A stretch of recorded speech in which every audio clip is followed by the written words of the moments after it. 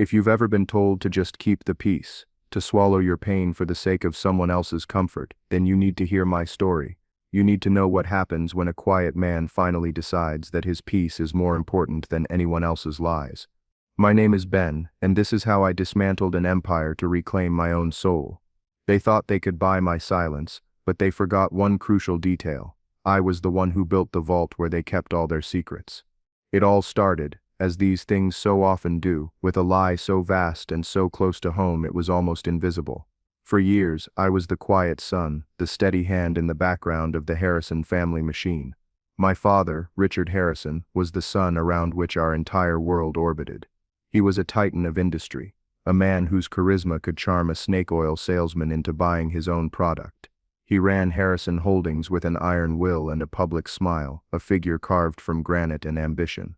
My mother, Margaret, was his perfect counterpart, the family's social arbiter, a woman who wielded influence like a scalpel, ensuring the Harrison name remained synonymous with prestige and philanthropy. And then there was Chloe, my wife. Beautiful, sharp, and socially brilliant, she was the perfect accessory for a family on the rise. And me. I was Ben, the reliable one. The boring one.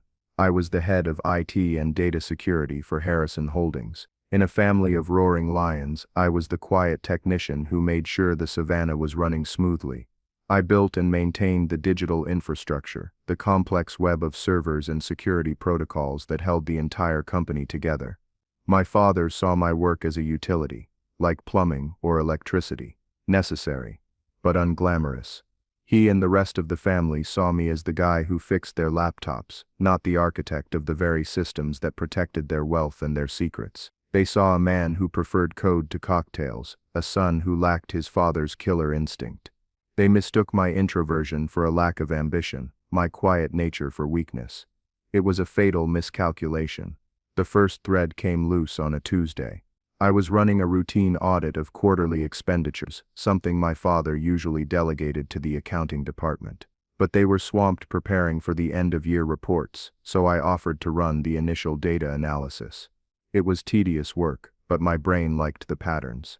And that's when I saw it, a recurring payment to a shell corporation I'd never heard of, Osprey Consulting Group. The payments were substantial, categorized under strategic development, but they had no corresponding project numbers or internal memos attached. It was a ghost in the machine, my machine. My professional curiosity was piqued. I flagged it, but a deeper, colder instinct told me to investigate this on my own before raising a formal alarm. I started digging in my off hours, using the deep access privileges that only I had. The ones my father granted me years ago when he'd tasked me with building a leak-proof system, never once imagining I might one day point it at him. Osprey Consulting was registered in a state known for its corporate anonymity laws. The address was just a post office box. But the payments were routed through a specific bank, and that's where I found the next thread. Around the same time, Chloe had become distant. It wasn't a sudden change, but a slow, creeping frost. Our conversations became superficial. Her nights out with friends grew more frequent. She started taking yoga retreats on weekends, coming back looking rested but emotionally unavailable. She'd brush off my questions with a breezy, "Oh Ben, don't be so clingy. A girl needs her space." She started complimenting my father more, talking about his drive and his vision, often with a pointed look in my direction. "You should be more like him, Ben," she'd say. "He's not afraid to take what he wants." I just thought she was getting swept up in the family's cult of personality, the same way everyone else was. The final piece of the puzzle came from our joint credit card statement, a charge for a high-end lingerie store I'd never heard of, and another for a series of small recurring payments to a burner phone service. My heart began to beat a low, heavy drum against my ribs. It was a feeling of cold dread, the kind you get when you're standing at the edge of a cliff and you're not sure if you're going to fall or be pushed. Using my expertise, the skills my own father had dismissed as a hobby, I cross-referenced the burner phone's activation date with the first payment to Osprey Consulting. A perfect match. Then I did something I never thought I'd do. I tracked the phone. It was a simple matter of triangulation, using the cell tower data the service provider logged. For 2 weeks, I watched the digital ghost of that phone move across the city. and its movements mirrored Chloe's yoga retreats and my father's off-site business meetings with chilling precision. The phone would always end up in the same place, a swanky, discreet boutique hotel downtown called the Seraphine. I felt sick, but I needed absolute proof. I needed to see it with my own eyes, even if it was just digital ones. I knew the Seraphine offered premium, high-speed Wi-Fi to its guests. I also knew that, like most commercial networks, their security was decent but not impenetrable to someone who knew what they were looking for.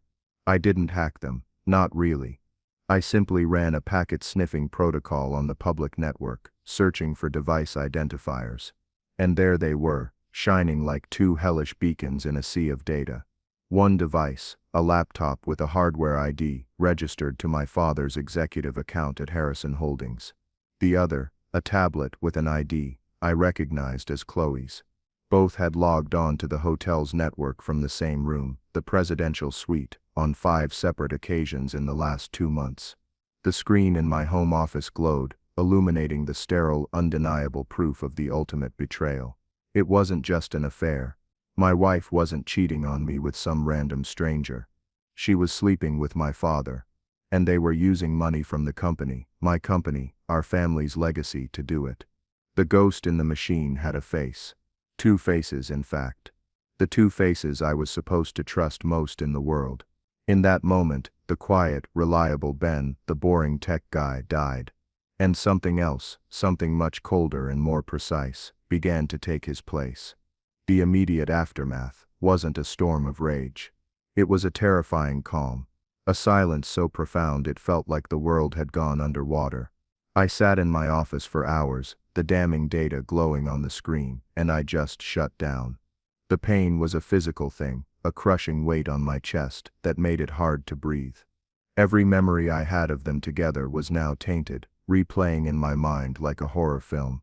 My father's hand on Chloe's shoulder at our wedding, the way they'd laugh at some inside joke I was never privy to, the knowing glances across the dinner table.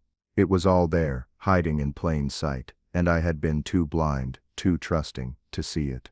This is where I could have broken. I could have smashed the monitor, driven to the hotel, and created a scene that would have landed me in jail. But as the initial shock subsided, it was replaced by something else. A cold, surgical clarity. The betrayal was so absolute, so monstrous, that it broke something fundamental inside me. The part of me that was a loving son, a trusting husband, it just snapped. And in its place, a different kind of engine started to turn over. It was quiet, efficient, and utterly ruthless. To understand the depth of this resolve, you have to understand the history they had rewritten. I closed my eyes, and the flashbacks came, unbidden. I was standing at the altar on my wedding day. My father, Richard, stood up to give his speech. He was in his element, holding the champagne flute, his voice booming with false sincerity. "I'm not losing a son today," he'd said, beaming at the crowd. "I'm gaining a daughter. Chloe, you are a radiant, intelligent woman, and you are a perfect addition to the Harrison family. Welcome home." He had pulled her into an embrace that lingered just a second too long. At the time, I saw it as fatherly affection. Now I saw it for the possessive claim it was. He wasn't welcoming a daughter, he was staking his territory. Another memory surfaced. Chloe and I were in our living room a year ago. I had just gotten a modest bonus for completing a massive server migration project ahead of schedule and under budget. I was proud. I had saved the company hundreds of thousands of dollars in potential downtime. I told her about it, expecting her to share my pride. Instead, she had looked at me with a faint, pitying smile. "That's nice, honey," she'd said, her tone laced with condescension. "All that technical stuff you do, it's stable." The word hung in the air like an insult. "I just wish you had more of your father's fire. He's a builder of empires. He wouldn't be content with just keeping the lights on." She wanted a king, and she felt she had married a court functionary. The irony was, the technical stuff I did was the only thing holding her king's fragile empire together. Then came the memory that truly cemented my new path. It was from a board meeting about 18 months prior. I had presented a report on a critical security vulnerability in our third-party payment processing software. I recommended a costly but necessary overhaul. My father had listened with a patronizing patience, his fingers steepled in front of him. When I was done, he had chuckled. "Ben, my boy, you always see ghosts in the shadows. You're too cautious. It's the technician in you. Let the lions hunt, you just keep the den clean." He'd dismissed my warning in front of the entire board, patting me on the shoulder as he walked past. "We'll accept the risk," he had declared. Now I knew why. The vulnerability wasn't a risk to him, it was an opportunity. It was one of the back doors he was using to siphon funds. He hadn't just ignored my expertise, he had actively counted on my being too timid, too much of a technician, to ever question his authority or look too closely. He had underestimated me on a fundamental level. He thought I was just the help. The final memory was the most insidious, a family Christmas party. The whole clan was there. I was talking to a cousin when I looked over and saw Chloe and my father standing by the fireplace, talking quietly. He said something, and she threw her head back and laughed, a genuine, uninhibited laugh that I hadn't heard from her in months. She playfully swatted his arm. It was an intimate, private moment in a crowded room. I had felt a pang of something then, a flicker of exclusion, but I had brushed it aside. They were family, after all. Now I saw it as a scene from a conspiracy. They were laughing at me, at my blindness, at my trust. They were flaunting their betrayal right in front of my face, confident in my inability to see it. These memories didn't fuel a desire for a shouting match. They fueled a desire for justice, for balance. They had treated me like an object, a piece of furniture in their grand design. I decided I would treat them the same way, as variables in an equation that I was now going to solve. I spent the next 48 hours in a fugue state of preparation. I didn't sleep. I copied every piece of incriminating data onto a series of encrypted redundant hard drives, the Osprey Consulting transactions, the burner phone logs, the hotel Wi-Fi records. I created a timeline, a flowchart of their deception, so clear and undeniable that a child could understand it. Then I sent a single simple text message to my father, my mother, and Chloe. "Family meeting. My house, tomorrow at 7 p.m.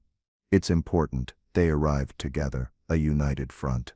My father, looking slightly annoyed at being summoned, my mother, Margaret, with a look of cautious concern, and Chloe, her face a perfect mask of wifely solicitude.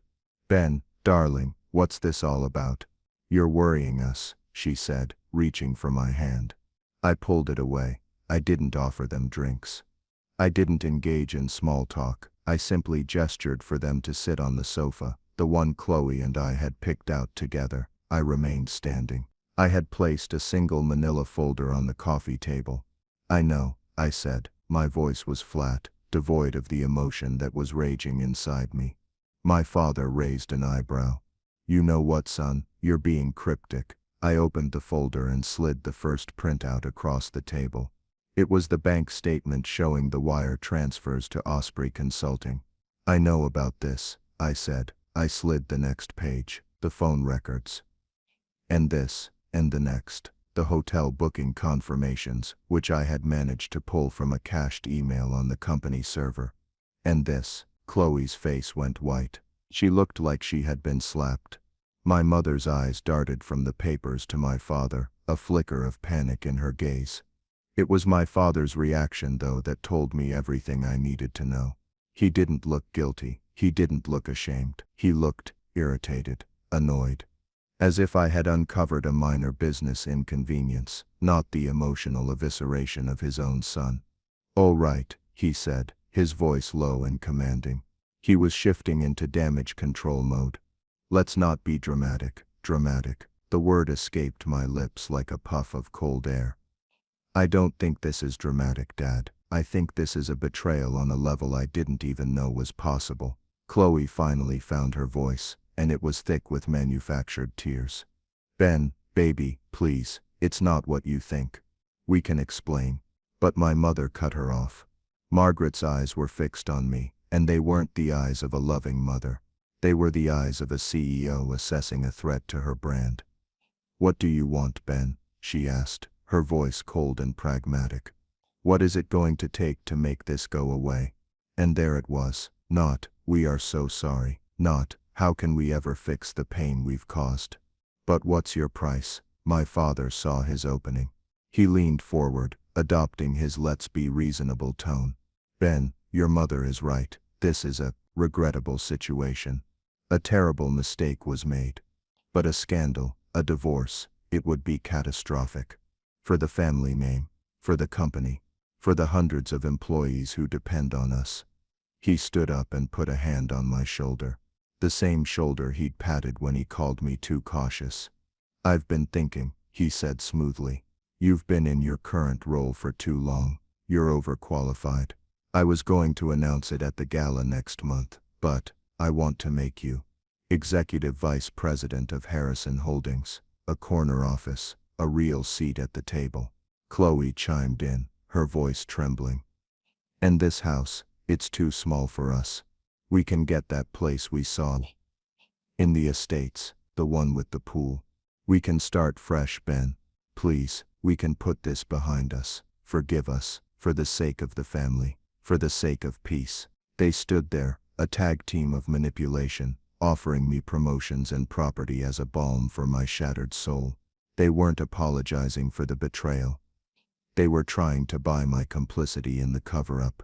For a fleeting, sickening moment, I almost considered it. The thought of avoiding the explosion, of taking the bribe and sinking into a comfortable numbness, was seductive. The illusion of peace. But then I looked at them. Really looked at them. My father, the predator, annoyed at being caught. My wife, his accomplice, her tears a calculated performance. And my mother, the enforcer, ready to sacrifice her son's heart to protect the family's pristine public image. And I had the single most important realization of my life. Peace wasn't the absence of conflict. For me, peace was the absence of them. I stepped back, shrugging off my father's hand. I looked at each of them, my gaze lingering for a moment. I didn't say a word. I let the silence hang in the air, heavy and suffocating. Their desperate, pleading faces began to morph into confusion, then fear as they realized their usual tactics weren't working. I turned my back on them, walked to my office, and shut the door. The battle had been joined. The war had just begun. The first call I made after locking myself in my office wasn't to a friend or a therapist. It was to a man whose name was only ever spoken in hushed, reverent tones in the darkest corners of corporate law. Marcus Thorne. He wasn't a lawyer, he was a demolition expert who used the legal system as his wrecking ball.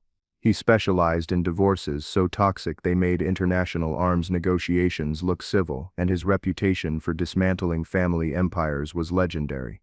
He was expensive, ruthless, and exactly what I needed.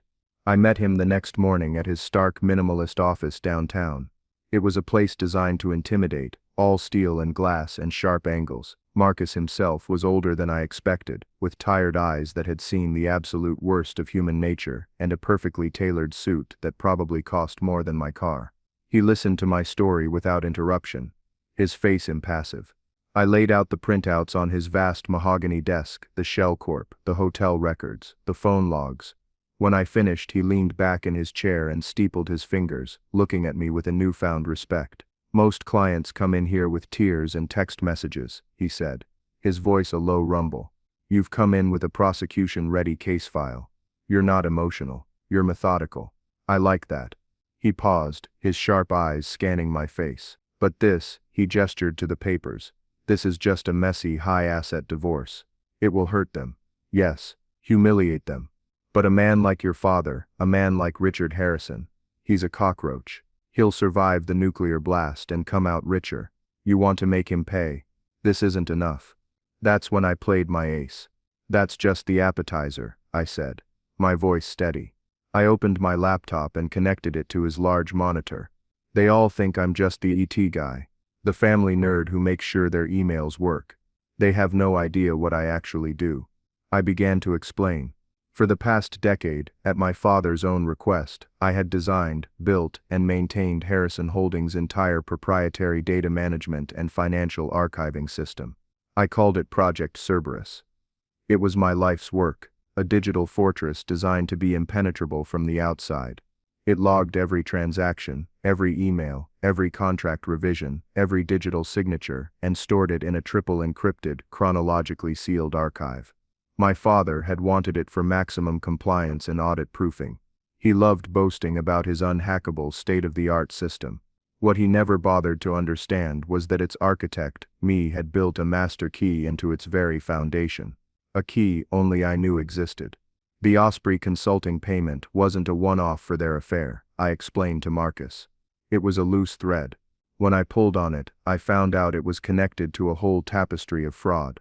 On the screen, I brought up a complex diagram of interconnected shell corporations, offshore accounts, and backdated contracts.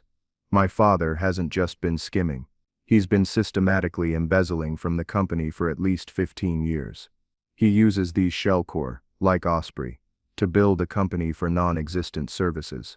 He inflates project costs and pockets the difference. He uses them to pay for his cars, his undeclared assets, his entire secret life. This isn't just a divorce case, Marcus. This is grand larceny on an epic scale.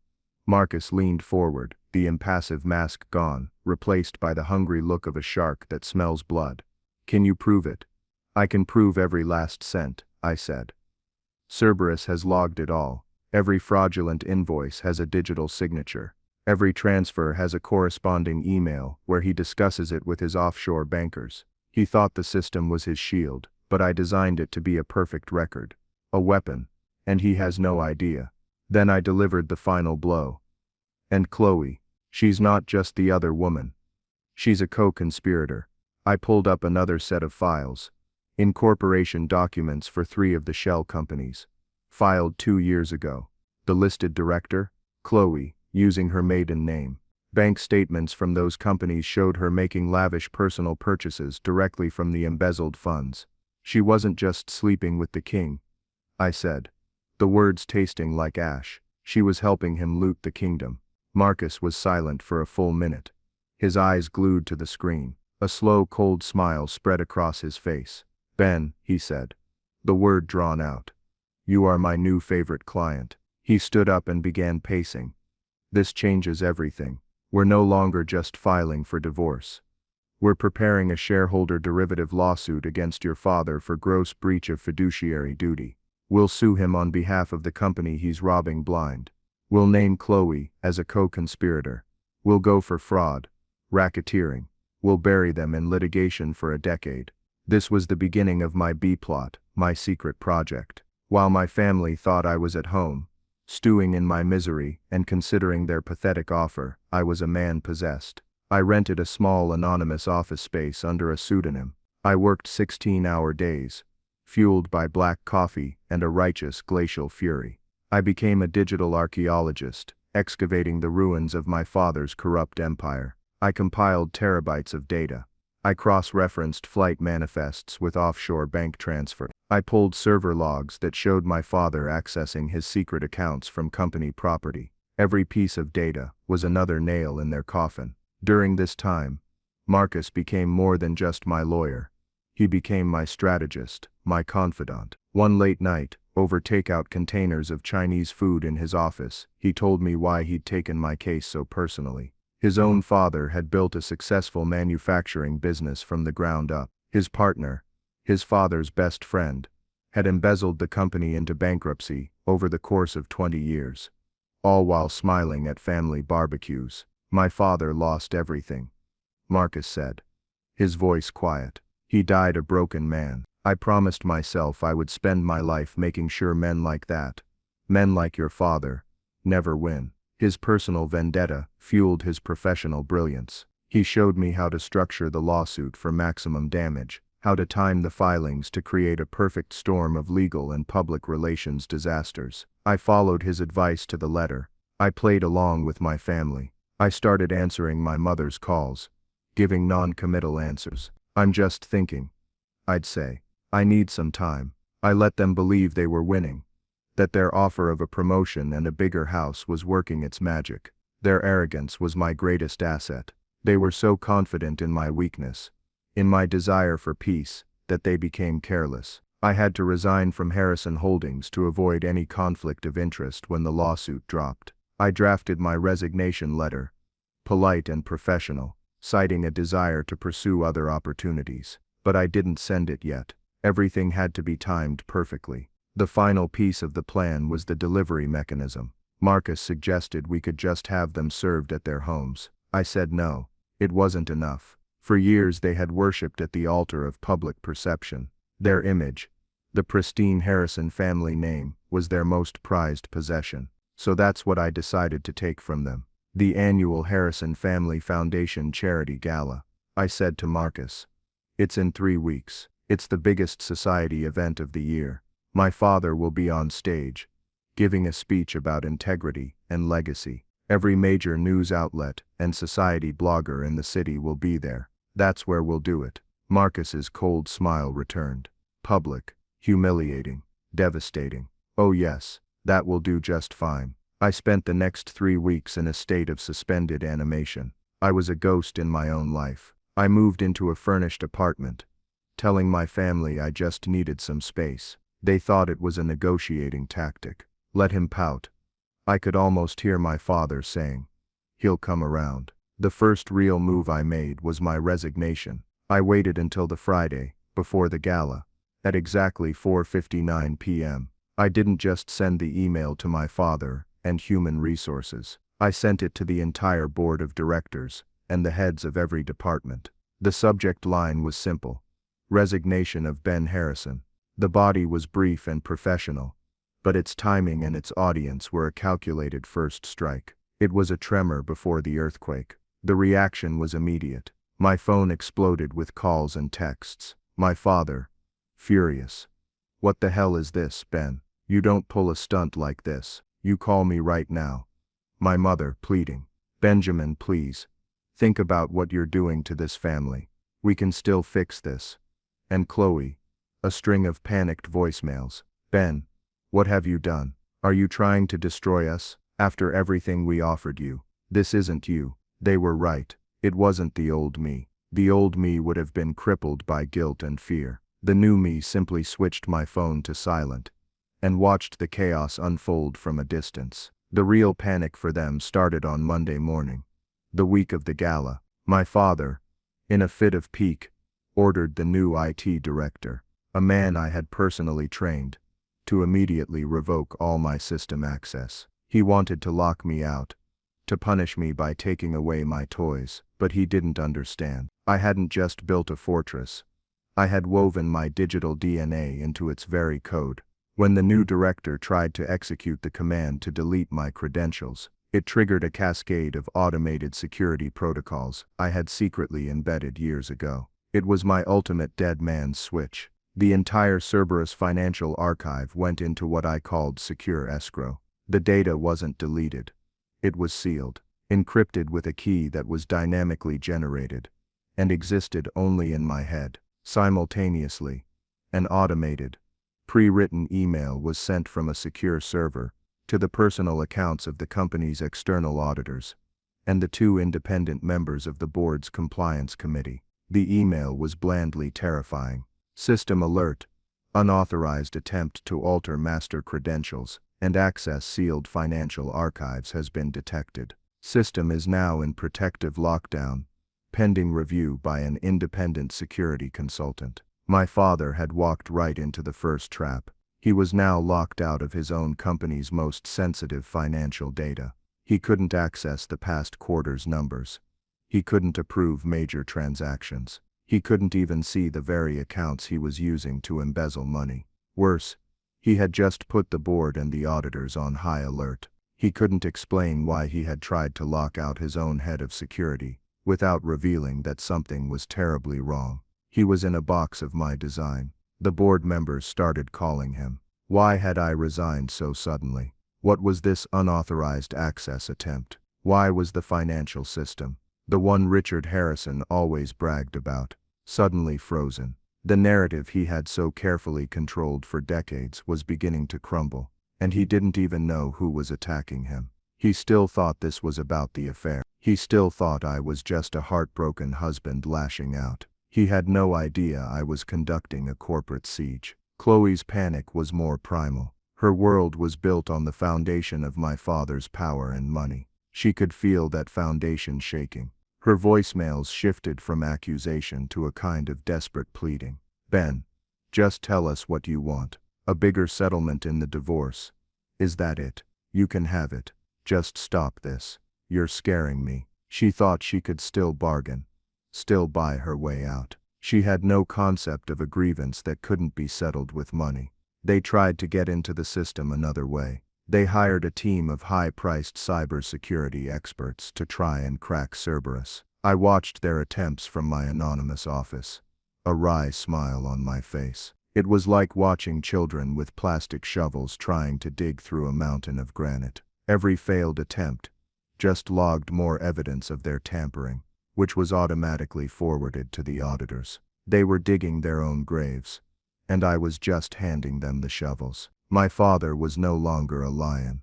He was a rat in a cage, and the walls were closing in. The tremors I sent through the company mainframe started to shake the foundations of the family itself. Harrison Holdings wasn't just my father's company.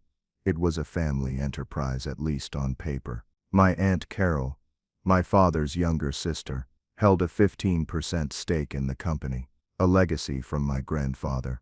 Richard had always sidelined her, treating her vote on the board as a mere formality, and her presence as an annoyance. She was smart and capable, but he had systematically kept her out of any real position of power. She called me the Tuesday before the gala. Her voice was cautious but curious. Ben, she said, I heard you resigned, and I'm hearing some very strange rumors about a lockdown on the financial data. Your father is being unusually evasive. What's going on? I had always liked Carol. She was the only one in the family who had ever taken my work seriously, who had asked intelligent questions about cybersecurity and its importance. I decided to trust her. I didn't tell her everything. Not yet. But I told her enough. Aunt Carol, I said calmly, I uncovered some serious financial irregularities. I couldn't ignore them, and I couldn't report them to the man who was responsible for them. My resignation was the only ethical choice I could make. There was a long pause on the other end of the line. Irregularities, she repeated, the word heavy with meaning. I always suspected Richard was too slick for his own good. He's been treating the company like his personal piggy bank for years. I just never had the proof. She paused again. Do you? I have everything, I replied. Good, she said, her voice turning from cautious to steely. Whatever you're planning, Ben, you have my shares, you have my vote. It's time someone put a leash on my brother. Her support was the first crack in the dam. Soon after, 2 of my cousins called. They were younger, running small businesses of their own. Over the years I had been their go-to tech guy, helping them set up their networks, secure their data, and troubleshoot their problems for free. Just because we were family. They remembered that. They remembered the hours I'd spent helping them, while my father dismissed their ventures as hobbies. When they heard the rumors that I was on the outs with Richard, they sided with me immediately. The family my parents were so desperate to protect was fracturing, but it was reforming around me. My parents, realizing they were losing control of the narrative within the family, shifted to a desperate counteroffensive. They started a smear campaign. My mother would call relatives, her voice dripping with sorrow, telling them I was having a breakdown. Poor Ben, she'd sigh. The stress, it's made him so paranoid. He's making these wild accusations. We're just so worried about him. My father told the board I was a disgruntled employee, a flight risk, who had to be locked out for the company's own protection.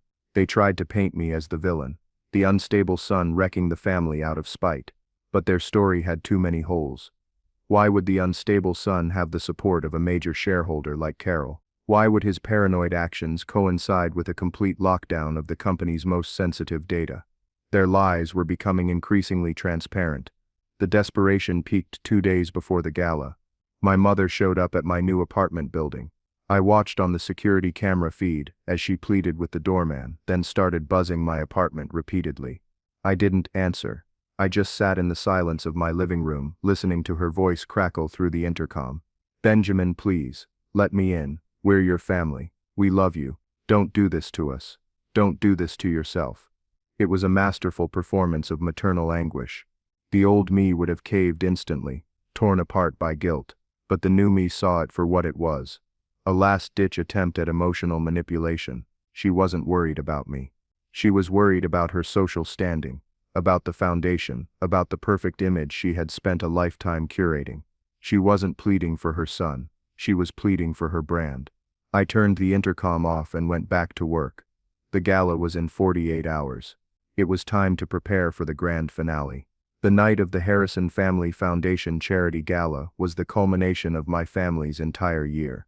It was a monument to their vanity, a glittering spectacle of wealth and influence, held in the grand ballroom of the city's most historic hotel. Hundreds of the city's elite were there, dressed in tuxedos and gowns, sipping champagne under crystal chandeliers. It was the night my father cemented his status as a philanthropic titan, and my mother reigned as the queen of society. For them, it was the peak of their power. This year, it would be the stage for their annihilation. I wasn't there, of course. My presence would have been a distraction. My role in this final act was to be the unseen director.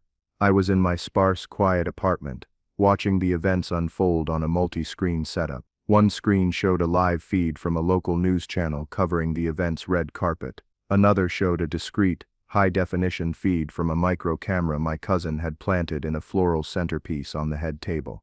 The main screen was a direct line to Marcus, who was standing by, ready to give the final signal.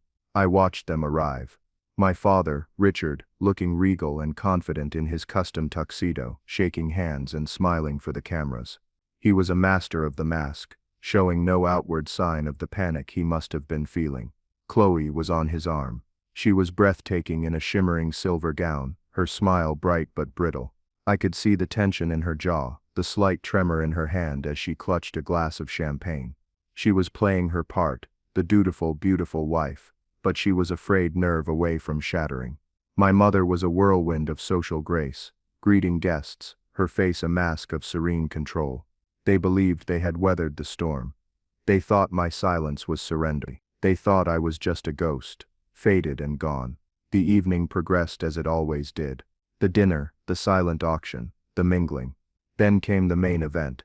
My father took the stage to a round of thunderous applause. The camera zoomed in on his face as he stood at the podium, the Harrison Foundation logo projected behind him. Integrity, he began, his voice resonating through the ballroom. Legacy. Family. These are not just words. They are the pillars upon which we build our lives, our businesses, and our community. I felt a cold, bitter laugh rise in my chest. I watched him speak for 10 minutes, weaving a masterful tapestry of lies about corporate responsibility and the importance of trust. He was magnificent in his hypocrisy.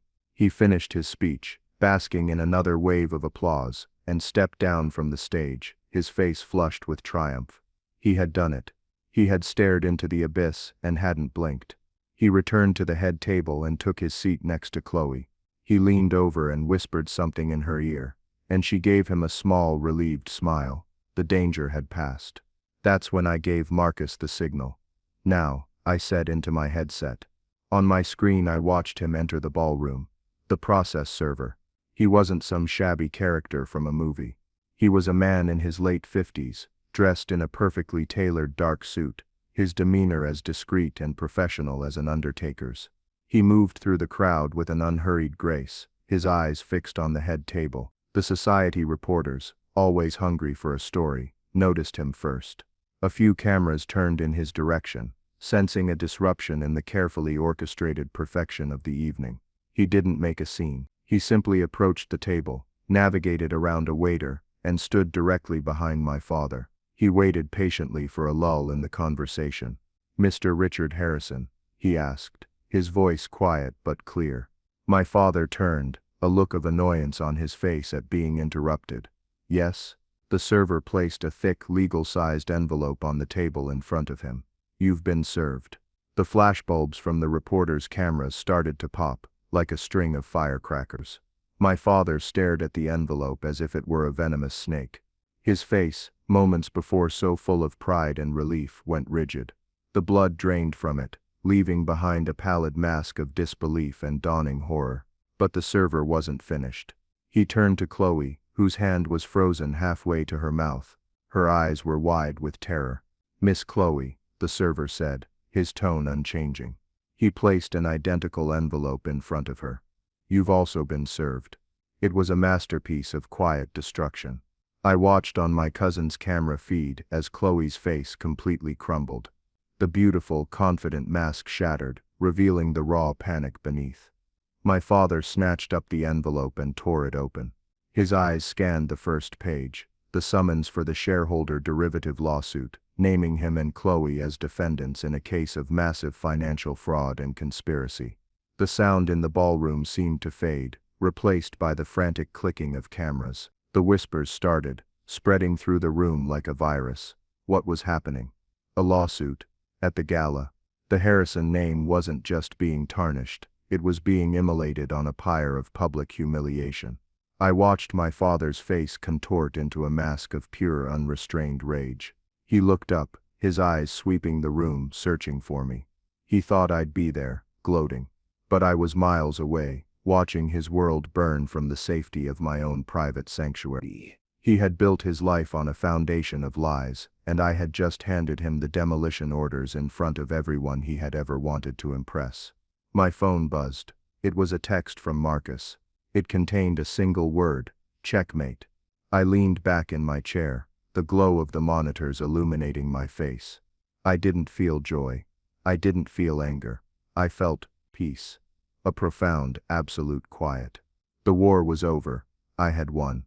The fallout was swift and brutal, exactly as Marcus had planned. The story of the Gala serving was on the front page of every news outlet the next morning. The words fraud, embezzlement and conspiracy were now permanently attached to the Harrison name. The carefully crafted image my family had spent a lifetime building was destroyed in a single night. The board of directors, led by my Aunt Carol, acted immediately. Faced with the mountain of undeniable evidence I had provided, they had no choice. They launched a full, independent forensic audit. My father was suspended, his assets frozen. He tried to fight, of course. He hired a team of expensive lawyers who blustered and threatened, but it was no use. My case was airtight. Cerberus, my creation, was the perfect witness. It couldn't be bribed, intimidated, or confused. It just told the truth, one transaction at a time. Within a month, the board formally requested his resignation and initiated legal action to claw back every single dollar he had stolen over the past 2 decades. He lost everything: his position, his reputation, his fortune.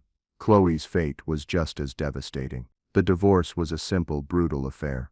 Her affair with my father and her complicity in the financial fraud voided every clause in our prenuptial agreement that might have protected her. She walked away with nothing. Worse, she was named as a defendant in the company's lawsuit and was facing a separate investigation by the district attorney's office for her role in setting up the shell corporations. The social circle that had once adored her cast her out completely. She became a pariah, a cautionary tale whispered about at cocktail parties. The last I heard, she was working as a hostess at a restaurant in a different state. Her name changed, her glittering life reduced to ashes. My mother, Margaret, was perhaps the most tragic figure in all of this. Her entire identity was tied to being Mrs. Richard Harrison, the grand dame of society. When the empire fell, she had nothing left. She wasn't legally culpable, but she was socially ruined. She retreated from the world, a queen without a kingdom. The new board, with Aunt Carol as the chairperson, offered me a C-suite position at Harrison Holdings. They offered me my father's old office, a massive salary, a seat on the board. They wanted me to be the new face of the company, the symbol of its rebirth and integrity. It was everything my father had dangled in front of me as a bribe. I politely declined. My work there was done. I had no desire to sit on a throne, built from the ruins of my family's lies. Instead, I took the knowledge I had, the skills they had so profoundly underestimated, and I started my own cybersecurity firm. I built it from the ground up, on my own terms, founded on the principles of ethics and transparency my father had only ever paid lip service to. It became incredibly successful. It turns out, a lot of companies want to be protected from men like my father, and that brings me to you. To why I'm telling you this story. They begged me to forgive them for the sake of family peace. They wanted me to swallow my agony, to preserve their comfort. They offered me a bigger house, a better title, anything to buy my silence. But what they never understood is that peace, true peace, is not the absence of conflict. It's the absence of poison. It's the absence of lies. It's the absence of people who would sacrifice your heart to protect their own reputation. They underestimated me. They saw a quiet man and assumed he was a weak one. They saw a technician and assumed he was a fool. They mistook my patience for passivity. That was their mistake. They built their world on a lie, and they forgot that the quiet man in the corner was the one who had built the very foundation they stood upon. And the architect always knows where the load-bearing walls are, and he always knows how to bring the whole thing down. My true peace wasn't in the promotion or the bigger house. It came from watching their faces at that gala, that moment of pure, unadulterated karmic justice. It came from building a new life, one that was truly my own, free from the weight of their expectations and their corruption. I didn't destroy a family. I escaped a prison that was disguised as one, and I am, for the first time in my life, truly free. So I ask you, what would you have done? Would you have taken the deal for the sake of a quiet life? Or would you have burned it all down to find your own peace? Let me know in the comments below.